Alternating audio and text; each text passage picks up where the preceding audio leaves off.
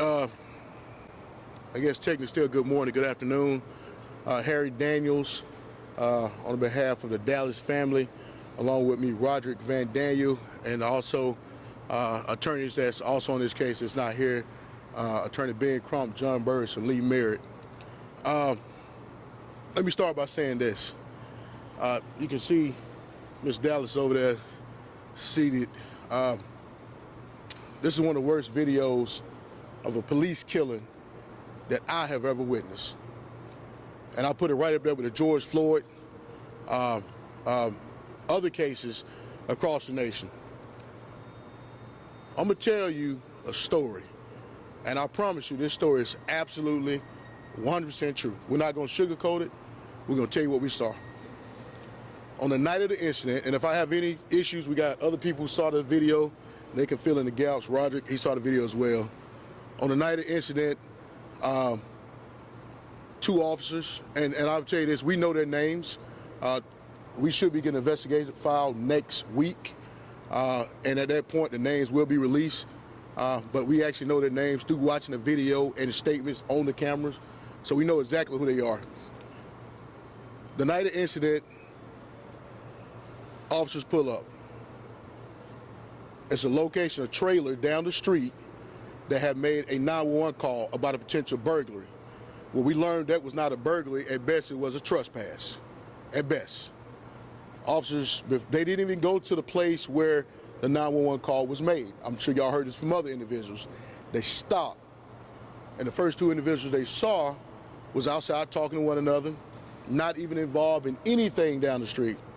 Was one individual, white male, and Jawan Dallas was sitting in his vehicle. There was approach, asked questions. They said they don't know anything, they don't know what you're talking about. We have nothing to do with anything. At some point, the officers asked for identification. The white male there, he gave his identification. Jawan was looking for his identification. He told the officers, why y'all messing with us? We haven't did anything wrong. We haven't did anything illegal. It escalated from there, and the officers opened the door and told Jawan to get out, in which he did exit the vehicle. At some point, Jawan tried to run away from the officers. You couldn't really tell from the body camera, but I don't know if he was tackled at that time or he was hit with a taser. I believe he was tackled at that time based on not hearing a taser deployed, a taser being deployed. Once he was on the ground, it sounded like some type of struggle ensued. What we heard and saw that video, that he was struck multiple times by officers. He was the taser from the audio of the video over 13 times. We know for a fact from the medical examiner's report that he was drive stunned twice, and 4 cycles of a pronged taser going to his body. So at least 4 times. But we heard almost 13 cycles. Now we don't know if those cycles actually struck his body, but we know over 13 times. We know he was begging for his life, telling the officers, I cannot breathe, help me. He was screaming, begging for help. At one point he even said, I do not want to be George Floyd. He said to the officer, I do not want to be the next George Floyd. Jawan was laying on his back in cuffs, telling him, I can't breathe, I can't breathe. Now I know this is PG, but I'm gonna tell you what they said. One of the officers told him, shut the fuck up, multiple times, or I will punch in your stomach. Multiple times. When he said, I can't breathe, shut the F up. Help me up so I can sit up. They would not do it. One officer did come to the scene, a young African-American officer, in fact, helped Jawan up, propped him up in a position so he can feel more comfortable.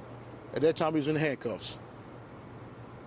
It took, I don't know how long it took for the EMTs to respond, but it was a considerable amount of time.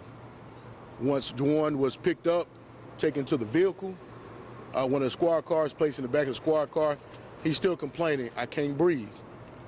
Help me. Do y'all have water? It's AC inside the car. Clearly in distress. complaining about an arm injury that he had before.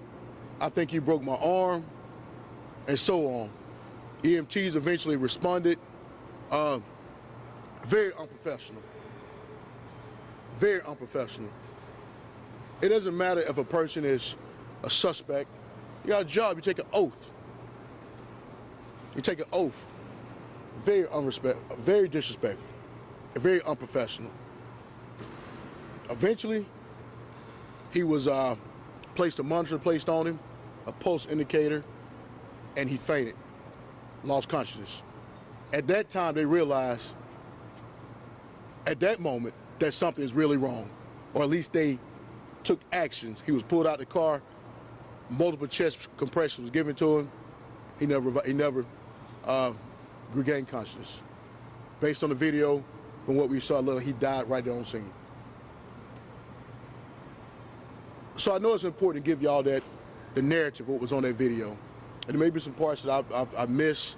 It's very difficult to watch, one of the worst police killings I've ever seen. I don't really care what the medical examiner say the cause of death, but the medical examiner say that the contributory factor to his death was involvement with law enforcement. The district attorney, what's his name? Blackwood. What's his name? Blackwood. District Attorney Blackwood said the other day that Jawan initiated law enforcement. That's a damn lie. That's not true. They initiated him. They initiated him. Unlawfully initiated him. Unlawfully asking for his identification when the state of Alabama don't require one to do so. That matter has just went up to the 11th Circuit. Edgar versus McCabe. Edgar versus McCabe. You can read it if you want to. And demanding for his identification with no suspicion of a crime. One, Jawan didn't have to give him anything. He didn't have to give him anything. But they are incompetent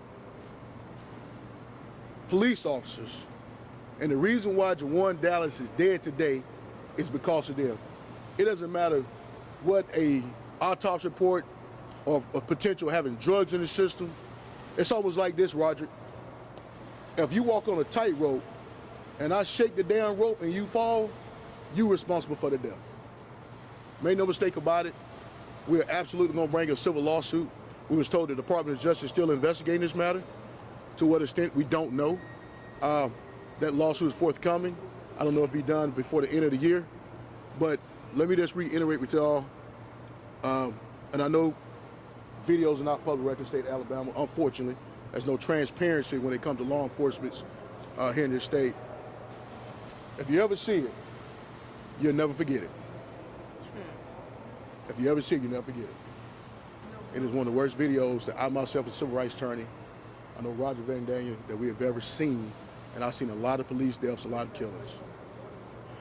With that being said, we have NAACP President Clopton. He'll come up and say a few words. We're going to have Mr. Phil to come up and say something. You come up and say something first. And we'll open up for some questions. On behalf of the Mobile branch of the NAACP and the National Association of the NAACP, we want to again extend our most heartfelt condolences to the family. Not only did they have to relive this atrocity once, but then again they had to relive it again today, and in the worst manner possible, as they watched their loved one suffer, plead for his life, and then die on the scene for no apparent reason. Mobile, we're better than this. I mean, we have a serious problem right now. Am I the only one?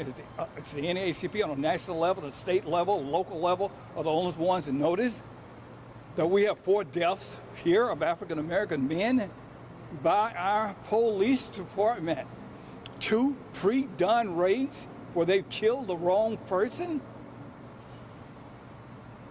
A tasing death for no reason. Mobile, we have a problem. We have to solve this problem. And we have to get not only justice for Jay, we have to get justice for the other 3 young men. If we have to take it all the way back to Michael Moore, we need to. The black men in Mobile, approximately one out of every 12,000 will be killed by police. That's unacceptable. We will not accept it. We can't. We will continue our fight for justice, for Jay, for any and everyone who was lost, for all the young men and women. And don't get me wrong, What we see here is an escalation within the black community. But then again, if the police ingest in any of their efforts of crimes and kill anyone, they must be held accountable. And as Attorney Daniels said, there should be, and at some point there must be, transparency in the actions of the Mobile Police Department. Thank you.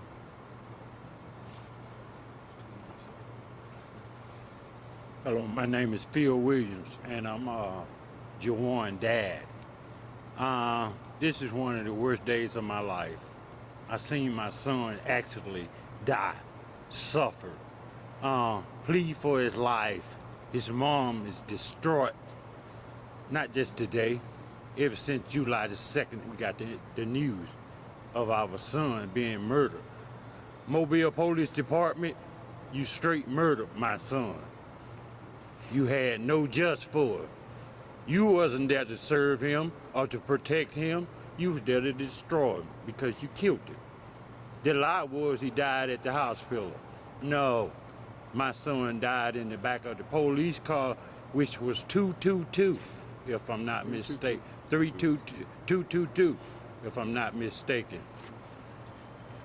This is something that's going to be very hard to live with, not just for me, my wife, my daughters, my 2 sons that's left. It's 12 kids. It's 9 girls, and it was 3 boys. Now it's 9 girls and 2 boys. Grandkids, 30. Great-grand, 2. And we all love Jay because Jay was the light of the house. Holidays is coming up, November, which is Thanksgiving. I'm gonna miss my son coming in the house saying, Mom, I want 2 plates. One for here and one for when I go. I'm gonna miss my son coming in saying, Happy Father's Day, Happy Birthday, Merry Christmas. We are distraught.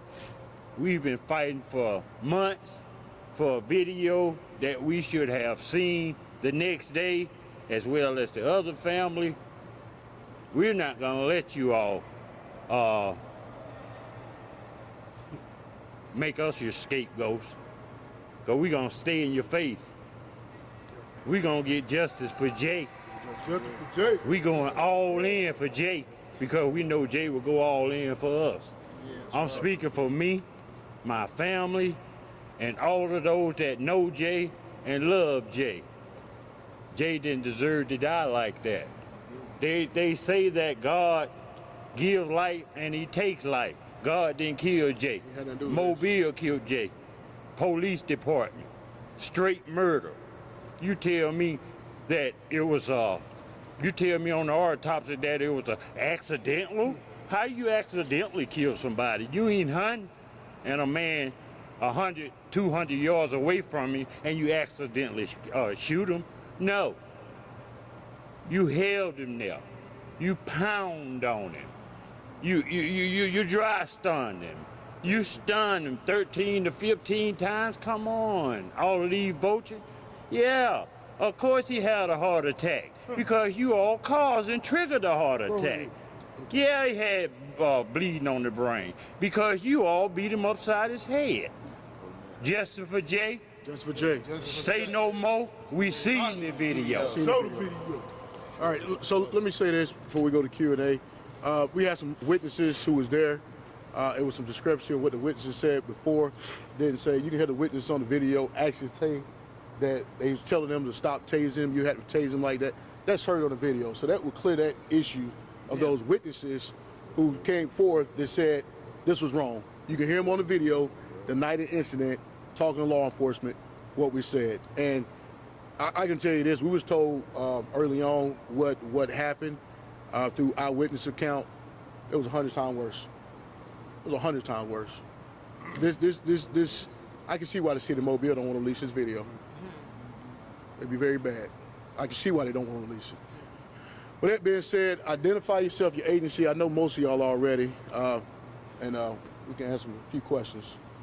Andrea Ramey with NBC News. Could you provide some details about who all was in the room, how long the body camera footage is? Were you able to see from multiple points? Right. So we saw both of the officers' body camera. I want to say each one of them may have been about 40, 45 minutes long. We saw all the footage with the exception maybe 10 minutes because it was one officer was standing right beside the other officer. His father was in the room, myself, Roderick, his mother, and his sister, and one of his cousins, family members. Were you able to take video of you could only view it and take notes. There was no rewinding, and when we see No, we was able to. They was very cooperative and allowed us to stop, rewind, pick up. So there was no barriers in that. They was very cooperative. The city attorney was there. I think another assistant and the public safety is it Lasky. So they're very cooperative and allowed us to look at the video as long as we wanted to. And so you don't see him being with the taser. You don't see it being deployed on him 13 times. You hear that noise 13 times. We hear it. So to my understanding, this from the autopsy report, there was at least two drive stuns that made contact with his body, and 4 cycles of the taser. So a total of 6 times. Well, a cycle of a taser is about 5-minute bursts each time, but you can hit a drive stun. So we don't know as to whether the additional 7 times actually made contact with his body. We do know we can hear it multiple times. Guys, it sounds like somebody was getting electrocuted in an electric chair. That's what it sounds like. A continuous. That's what it sounds like. I mean, I'm not even going to, it sounds just like that. And to say he had previous precondition, it showed us no sign of any impairment with him, of anything. He was talking normal. He was actually talking legal. Like, this is unlawful. You can't do this.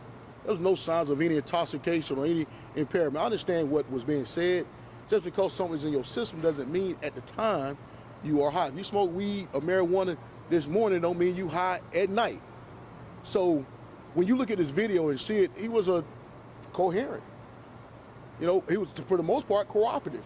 He was looking for his identification. I guess he didn't get it to him quick enough, and they opened the door and told him to get out. So it's a bad video. Any other questions? Patrick Danielson, Alabama political reporter. I believe Attorney Blackwood the other day said You talking about district attorney? Yeah. So he said that the officers weren't criminally liable, but he also said they exacerbated the problem.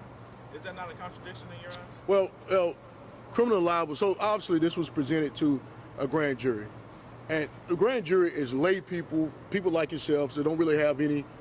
Well, you could have legal experience if you selected for the grand jury.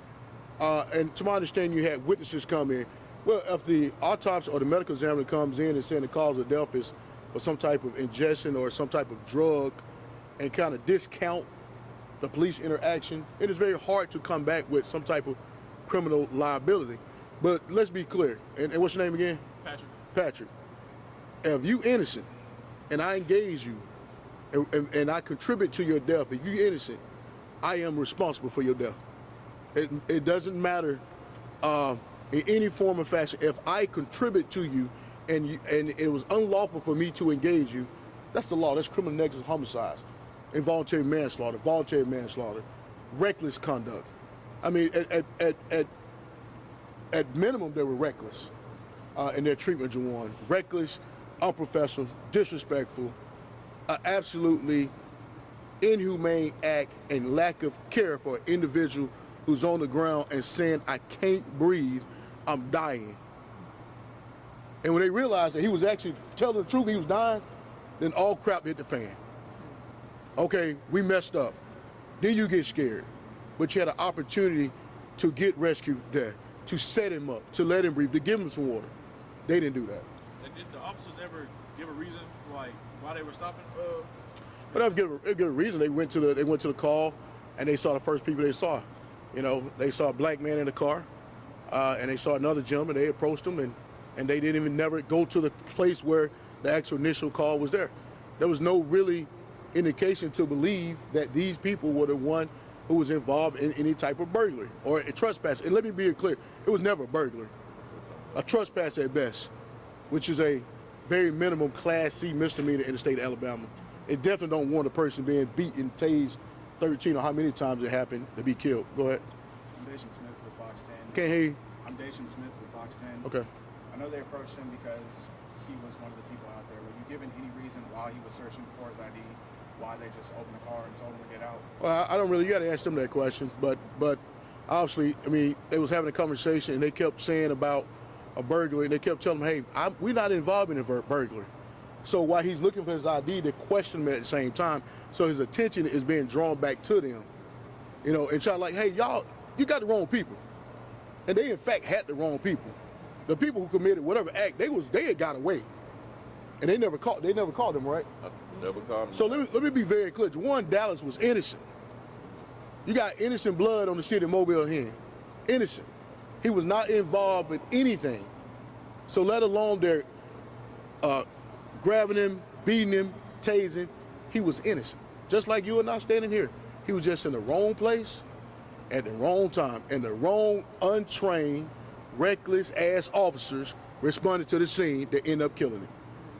Mama, I'm sorry for cursing, but I apologize. Civil lawsuit, are you filing your civil lawsuit next week in the Southern District? Well, I'm not going to say when I'm filing it, but we should be getting investigation files at some point to identify the officers. I mean, of course, y'all, they're open sesame for y'all, so if y'all want to get the investigation file public record, y'all can get them. That's what we was told, right? You may not get the video, but everything else, we was told that you can get them. So make a request. I'm not sure whatever WKRG. Quick question. What's your reaction to learning that the officers were released back into the field before the grand jury made a decision? Well, it shares the culture of the Mobile Police Department. And for Chief Pine to make a statement that they were completely exonerated, you know, they didn't do anything wrong, that's problematic with itself. And that's something that we will address and look at once we move forward in litigation, because obviously you support that type of conduct. You know, and the Department of Justice still doing an investigation. And I don't know who did an investigation, did the police to investigate themselves, but there's no way that they should be even on, they should not be on the force. They should be arrested and charged and waiting for a criminal prosecution, let alone being out in this community protecting and serving. Hey, listen, I live in Atlanta, Georgia. This is Mobile, and I understand, you know, it's due to different places, but at the same time, you don't want those type of officers on the street, because you have to de-escalate things.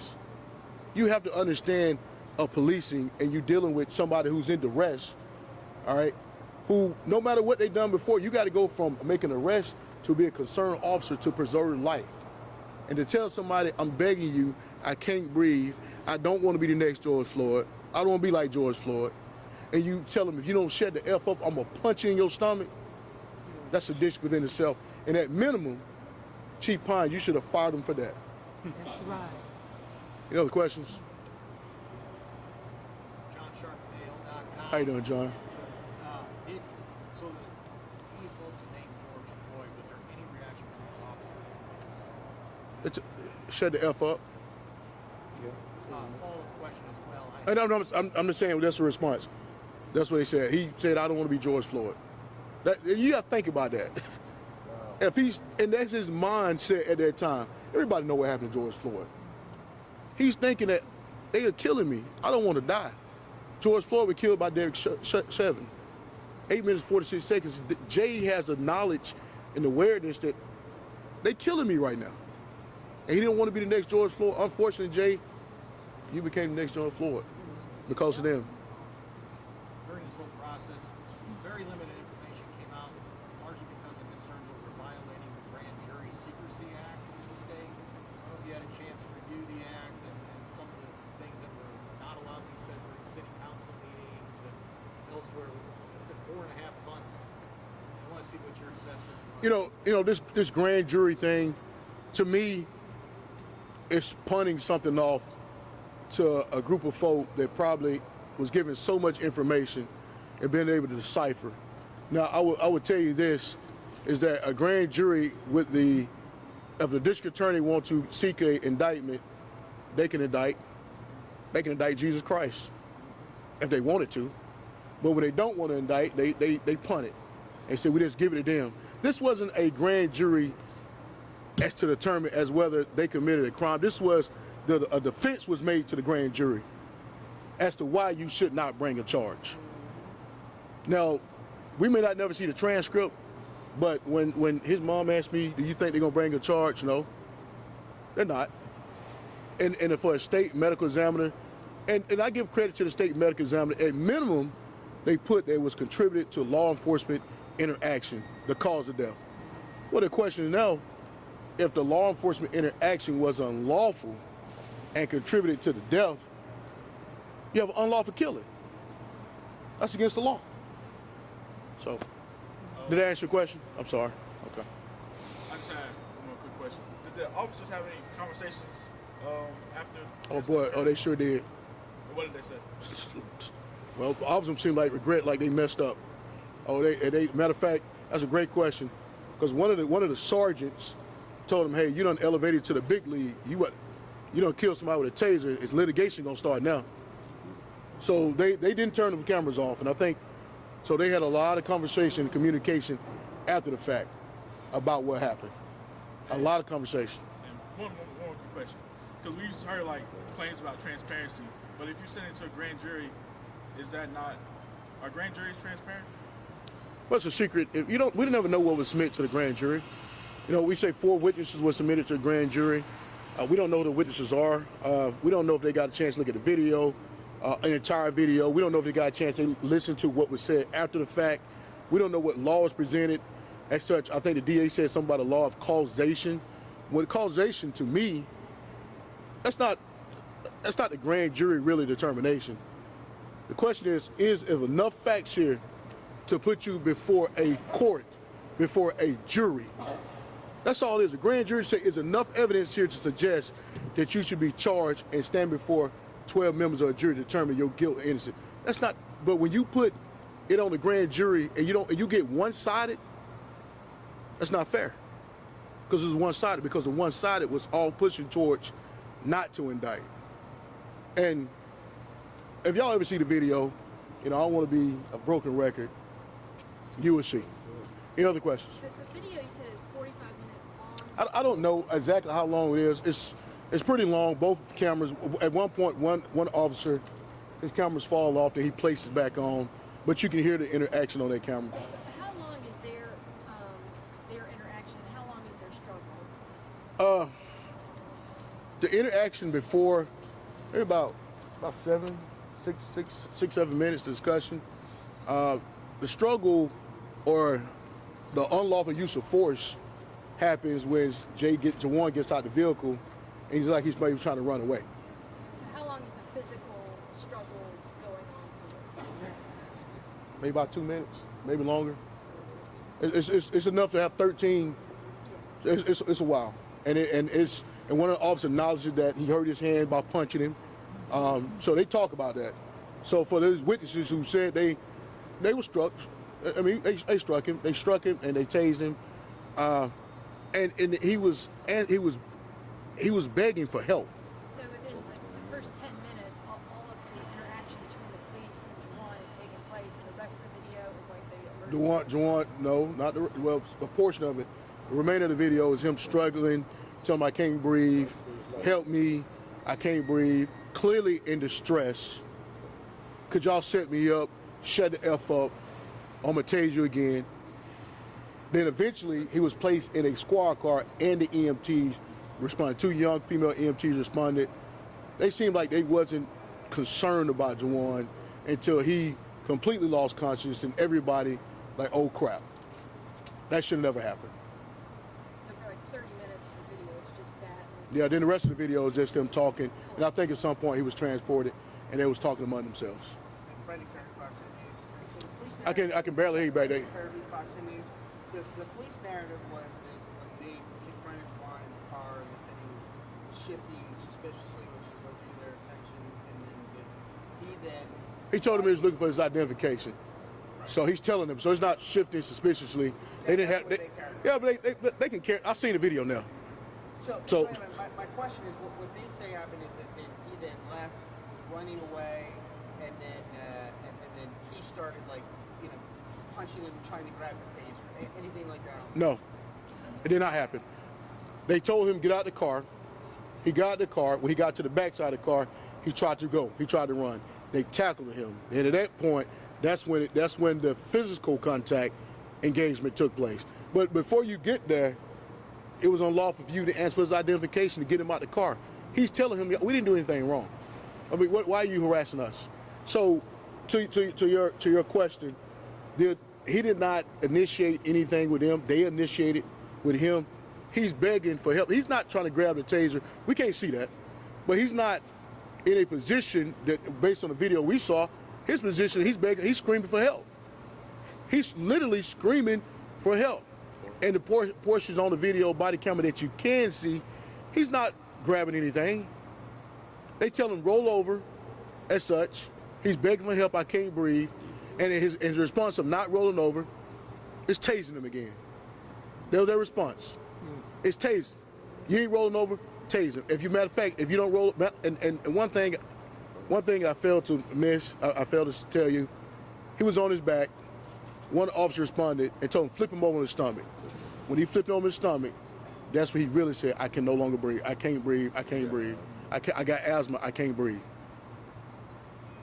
So that's what the video is going to show. Good question, though. You mentioned that the EMTs took a little while to arrive. Oh, yeah. How long would you say before? Oh, man.